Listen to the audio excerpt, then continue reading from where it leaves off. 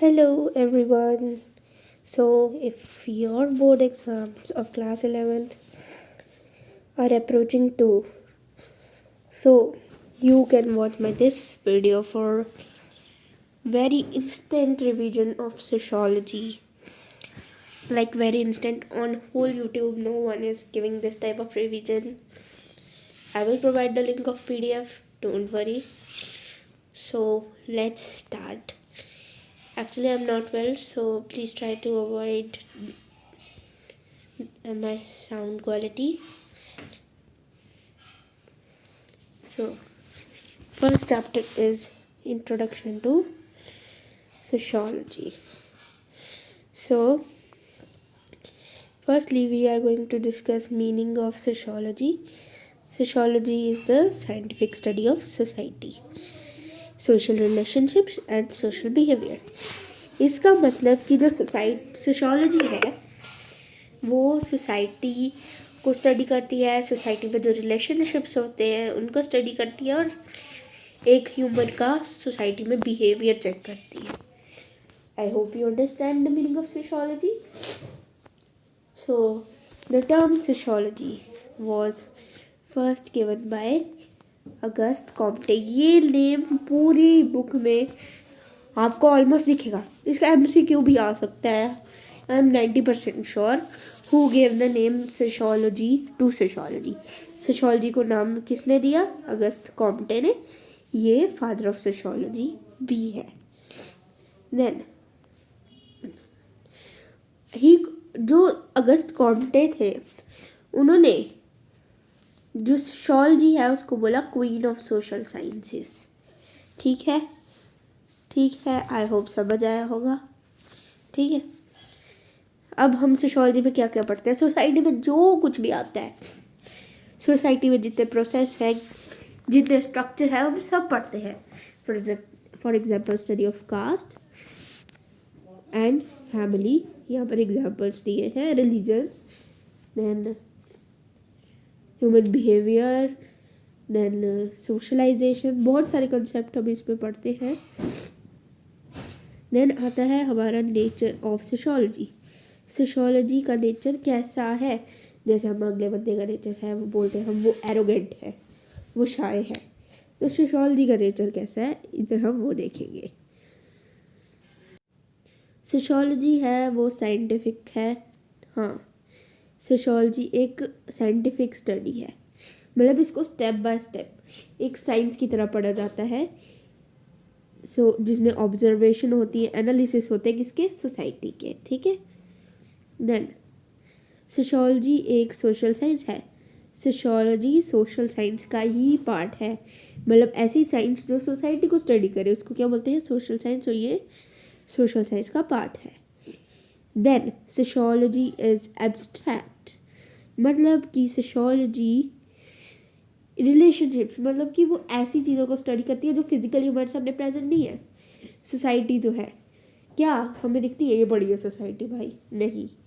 ये बड़े हैं भाई सोशल रिलेशनशिप्स, नहीं. ये एब्स्ट्रैक्ट, मतलब जो चीज़ें हम छू नहीं सकते, फील कर सकते हैं, जो हमारे आसपास ओमनी प्रेजेंट होती हैं, उनको हम बोलते हैं एब्स्ट्रैक्ट. सो सोशोलॉजी एब्स्ट्रैक्ट है. देन आते हैं सोशोलॉजी डायनामिक है. जो स्टडी ऑफ सोसाइटी है, आई मीन सोशोलॉजी है, वो चेंज होते हैं. उसके कंसेप्ट विद टाइम चेंज होंगे क्योंकि सोसाइटी भी डायनामिक है. ठीक है. अगर सोसाइटी डायनामिक है मतलब चेंजिंग. डायनामिक का मतलब होता है फिर उसमें चेंजेस आते ही आते हैं. सोसाइटी में चेंजेस आते ही आते हैं, इसलिए सोशोलॉजी में भी चेंजेस आते ही आते हैं. Then sociology is general. General का मतलब सबको पता है, आम, कॉमन. सोशोलॉजी जो है वो सोसाइटी को पढ़ती है इन जनरल. मतलब कॉमन सोसाइटी को पढ़ती है. वो ये किसी पर्सनल चीज़ को नहीं पढ़ती. ये नहीं पढ़ती कि वो इंसान कैसा है, वो इंसान क्या है. वो पढ़ती है सोसाइटी को as a whole, as a general thing. I hope आपको ये समझ आया होगा. सो आगे बढ़ते हैं। हम पहुंचे थे emergence of sociology sorry. Emergence of sociology में हमारे 3 फेस हैं। पहला है enlightenment, let me change the colour. पहला है एनलाइटनमेंट, उसके बाद है हमारे पास एनलाइटनमेंट के बाद है हमारे पास इंडस्ट्रियल रेवोल्यूशन, उसके बाद फ्रेंच रेवोल्यूशन। वैसे इंडस्ट्रियल रेवोल्यूशन लास्ट था शायद। एनलाइटनमेंट में क्या है? एनलाइटनमेंट एक ऐसा टाइम पीरियड था जिसमें लोगों की सोच बदली। उन्होंने मतलब कि उनमें लॉ कहते हैं ना, रोशनी जागी उनके मन में, रोशनी जली उनके मन में, उनकी थिंकिंग चेंज हुई, आइडियाज़ चेंज हुए। और इस एनलाइटनमेंट के पीरियड में क्या हुआ था, लोगों ने अपने फ्रीडम के बारे में सोचा, अपने जस्टिस के बारे में सोचा, मतलब कि सामने वाला बंदा हम पे क्यों रूल कर रहा है वो सोचा। इसमें क्या हुआ था, इस टाइम पे लोगों ने लॉजिकल थिंकिंग पे फोकस किया। अब हम आ जाते हैं हमारे इंडस्ट्रियल रेवोल्यूशन पे। इंडस्ट्रियल रेवोल्यूशन में क्या हुआ? इंडस्ट्रियल वर्ड से ही पता चल रहा है कि इसमें क्या हुआ था। इंडस्ट्रीज से रिलेटेड रेवोल्यूशनाइजेशन हुई थी, मतलब कि जो हैंड लेबर है वो मशीन्स के साथ रिप्लेस हो गई। अर्बनाइजेशन, क्योंकि अर्बन एरियाज़ में फैक्ट्रीज ज़्यादा थी, लोग अर्बन एरियाज़ में शिफ्ट हो गए। अर्बनाइजेशन होता है अर्बन एरियाज़ में शिफ्ट होना। और पॉवर्टी इंक्रीज़ हो गई। क्यों? क्योंकि लोगों को काम नहीं मिल रहा था मशीन्स की वजह से, तो पॉवर्टी इंक्रीज़ हो गई। Then we have French revolution. French revolution तो हमने सबने पढ़ी ही है। ये रही फ्रेंच रेवोल्यूशन। फ्रेंच रेवोल्यूशन हमारी हुई थी स्टार्ट 1789 में। एंड फ्रेंच रेवोल्यूशन में क्या हुआ, ये आइडियाज़ यहाँ पर भी, इसमें भी आइडियाज़ थे। इसमें इक्वालिटी के आइडियाज़ जनरेट हुए, लिबर्टी के आइडियाज़ जनरेट हुए।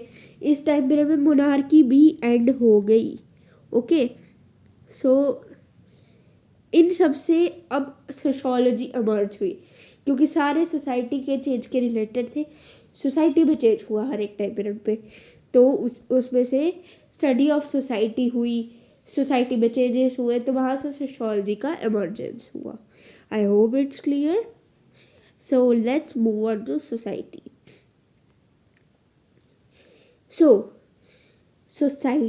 सोसाइटी वर्ड सोशियोस वर्ड से डाउनलोड बोल रही हूँ, डिराइव्ड हुआ है।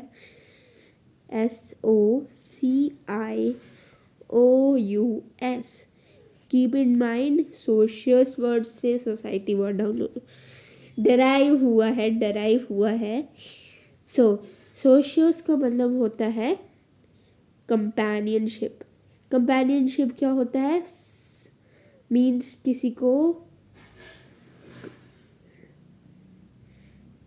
को सपोर्ट देना, कंपेनियन बना किसी का।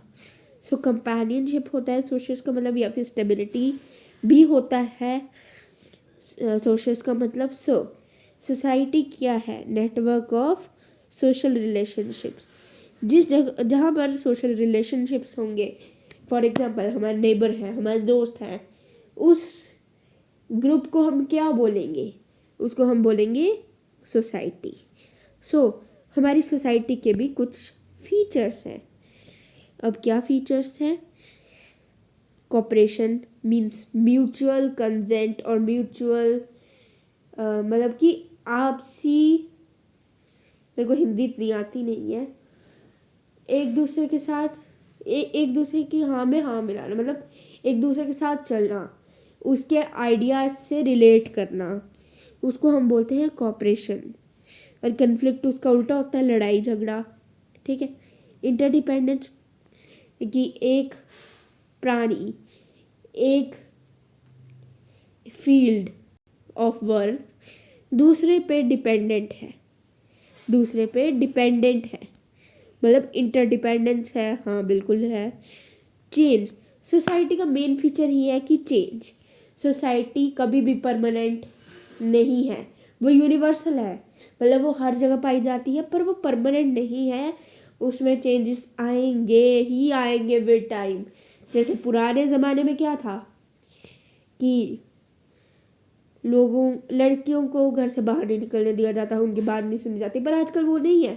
सोसाइटी हैज़ चेंज्ड, और ये अभी भी कई जगहों पर बहुत, मतलब कि कुछ जगहों पर चेंजेस नहीं आए हैं, वो आएंगे विद टाइम। चेंज आना इज़ कंपल्सरी। सो अब हमारे पास दो पर्सपेक्टिव, दो थ्योरीज थी, फंक्शनल थ्योरी और आई थिंक दूसरी थी कन्फ्लिक्ट थ्योरी। या ये रही हमारी conflict theory. So functional theory क्या है? उन्होंने बोला, फंक्शनल थ्योरी में इधर सोसाइटी की बात हो रही है, ठीक है। फंक्शनल से समझ जाओ कि सोसाइटी एक फंक्शनल यूनिट है, मतलब कि जो एक तरीके से बहुत स्टेप बाय स्टेप काम करता है, उसको हम बोलते हैं सोसाइटी। ये आइडिया दिया था एमाइल दुर्खेम ने, बोला कि सोसाइटी फंक्शनल है, ये एक प्रॉपर सिस्टमेटिक वे से काम करती है। लाइक ह्यूमन बॉडी में बॉडी पार्ट्स का अपना अपना फंक्शन होता है। और कन्फ्लिक्ट थ्योरी में क्या है, उन्होंने बोला था कि ये कार्ल मार्क्स ने दी थी, पहले ये याद रखना। और इसमें बोला था कि कन्फ्लिक्ट एक परमानेंट फीचर है सोसाइटी का, कन्फ्लिक्ट हर एक सोसाइटी में होगा, और अगर कन्फ्लिक्ट होगा तो ही सोसाइटी वर्क करेगी, सोसाइटी में चेंजेस आएंगे, ये उन्होंने कहा था। और सोसाइटी में कन्फ्लिक्ट की वजह है रिच एंड पुअर का गैप। सो जैसे हमने प्रोलेटरेट क्लास और बर्गिस्ट क्लास में पढ़ा था by Karl Marx, class struggle का कंसेप्ट था, तो उसमें ये दिया है। अब हम आ जाते हैं यूनिट 2 पे। यूनिट 2 को हम कवर करेंगे नेक्स्ट